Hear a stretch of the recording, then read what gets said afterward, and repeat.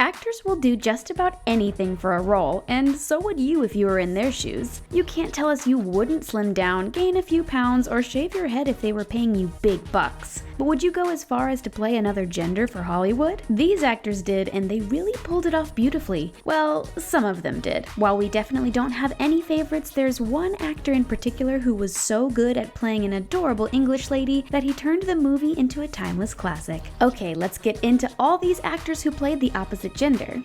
Amanda Bynes.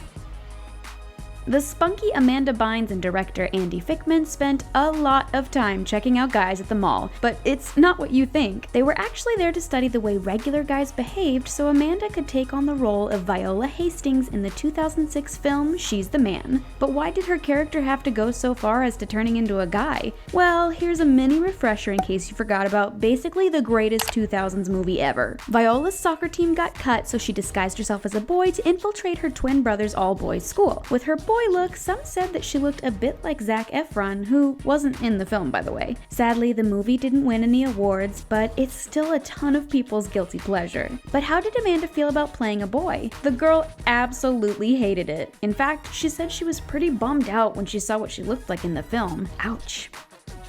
Sean and Marlon Wayans.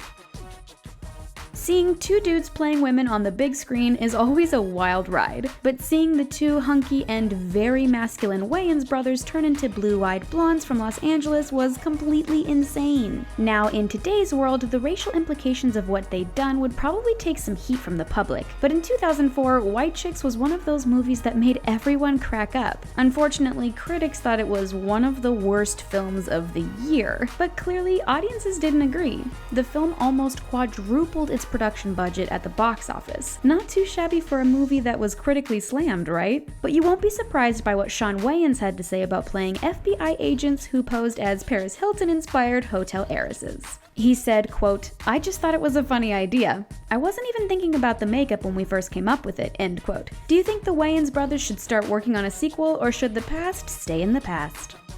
Jared Leto. Jared Leto is still reeling from playing the totally deranged character the Joker in Suicide Squad. I mean, who isn't? Jared is notorious for his intense method acting, but in 2013, all anyone could talk about was how awesome he was in Dallas Buyers Club. Have you seen it yet? Not only did he play Rayon, a trans woman struggling with HIV, but he did a magnificent job. In fact, he earned so many awards we simply couldn't even count them all. His dazzling performance got Jared an Oscar for Best Performance by an Actor in a Supporting Role and a Golden Globe for doing the exact same thing. But we're not surprised. It was so obvious that Jared didn't just embrace the role, he got totally lost in it. He lost a lot of weight to embrace the role of his terminally ill character too. He did receive some backlash for taking on the role of a trans person though. Members and supporters of the LGBTQ community weren't fans of the lack of true trans representation in this film, but it did shed some light on trans actors in Hollywood. In the end, Jared Leto as Rayon is simply unforgettable. Angelina Jolie. You could say that Angelina Jolie is the face of female empowerment in Hollywood. She's taken on many impressive roles over the years and proved a lot of people wrong. No one can forget the time she played a vengeful fairy in Maleficent. But did you know that she also took on a role that was meant for a man? Many actors were considered for the role of CIA agent Edwin A. Salt in the movie Salt, including Tom Cruise. Yep, Angie was able to yank the role off of Tom's hands. Well, not exactly, but Jolie did take over the role of Evelyn Salt, a CIA agent accused of being a Russian sleeper agent. In order to clear her name while she's on the run, she had to disguise herself as a male naval officer. So, Angie spent hours getting a latex neck, fake ears, and a fake nose for her gender-bending makeover. Would you have recognized Angelina if you'd seen her walking down the street in her manly getup? Jeffrey Tambor. Before Jeffrey Tambor was let go from Transparent, he played the lead role of a transgender woman named Mara, and he truly did an incredible job. Jeffrey is an acting legend, and honestly, we never expected him to be so in tune with his feminine side. Jeffrey even told NPR's Kelly McEvers that he was thrilled to be playing her. During his time on the series, Jeffrey took viewers on an incredible journey. We can only hope that this left people with a better understanding of what it's like to be trans. But some critics do believe an actual trans actor could have used their experiences and emotions to truly represent someone like Mara. Still, Hollywood did notice Jeffrey's contribution and gave him an Emmy twice in a row for his performance. But during his acceptance speech, Jeffrey acknowledged the elephant in the room. He said, quote, "I would not be unhappy were I the last cisgender male to play a transgender character on television," end quote. Do you think it's okay for a cisgender actor to play a transgender role? Or do all actors deserve to play pretty much any character out there? Robin Williams. In 1993, the late Robin Williams totally and completely stole our hearts when he impersonated Eugenia Doubtfire in the movie Mrs. Doubtfire. But one big factor in this film is that his character, Daniel, wasn't questioning his gender. He was just trying to find a way to spend more time with his kids after a nasty divorce. So, he did what any loving dad would do and turned himself into an elderly British housekeeper. Okay, so not many dads are willing to put on mascara and lipstick just to hang out with their kids. But Daniel was more than willing to do anything to be a part of their lives. This meant that Robin Williams would also have to put up with long hours in the makeup chair. Between all the makeup and the prosthetics, the whole process ended up taking 4 long hours. Mrs. Doubtfire is a classic that people still talk about now, almost 30 years later. But if you saw Mrs. Doubtfire in real life, you may have been fooled by Robin's convincing disguise. Elle Fanning. The 2015 film 3 Generations offered a different take on family drama when Elle Fanning took on the role of Ray. Elle's character decided to transition from a woman to a man, but Ray's mother, Maggie, struggled with her underage daughter's choice. But the real challenge was tracking down Ray's biological dad to get legal consent for the surgery. The movie was supposed to enlighten people on the struggles of trans teens, but all anyone was focusing on was Ray's awful wig. Trans or not, no self-respecting teen would walk out of the house with a rat's nest like that on their head. It kind of seemed like producers were focused more on a budget and bought the cheapest wig they could find to put on poor Elle. Do you think the film missed its mark by picking a non-trans actor to play Ray and, for choosing such a hideous wig? Eddie Redmayne.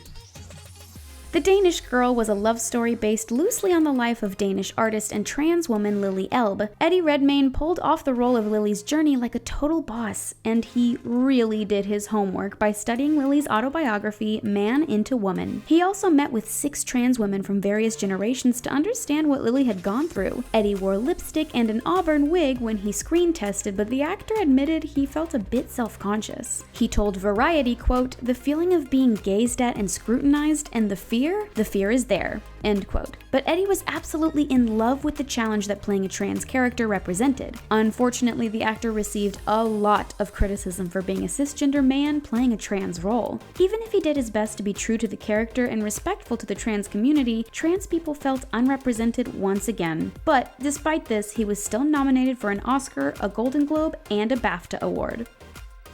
Dustin Hoffman. Before Mrs. Doubtfire blessed the silver screen, there was Tootsie. Dustin Hoffman was phenomenal as Michael Dorsey, an out-of-luck actor who wears head-to-toe women's clothing and makeup to convince the world he's an actress named Dorothy Michaels. His character winds up landing the role on a soap opera and falling in love with his co-star, Julie Nichols, who was played by Jessica Lange. Dustin only had one condition before taking on the role. His makeup had to be spot on or he wouldn't do it. Fortunately, the makeup is pretty bangin', and we were convinced he was a woman. Well, sort of. Thanks to Dustin's amazing performance, the movie was a huge hit. He was even nominated for an Academy Award for Best Actor, but he didn't win. His co-star, Jessica Lange, did win an Academy Award for Best Actress, but that's to be expected. Jessica is simply sensational. But do you think Dustin Hoffman needed that award to remind himself he's a phenomenal actor? Yeah, we didn't think so either.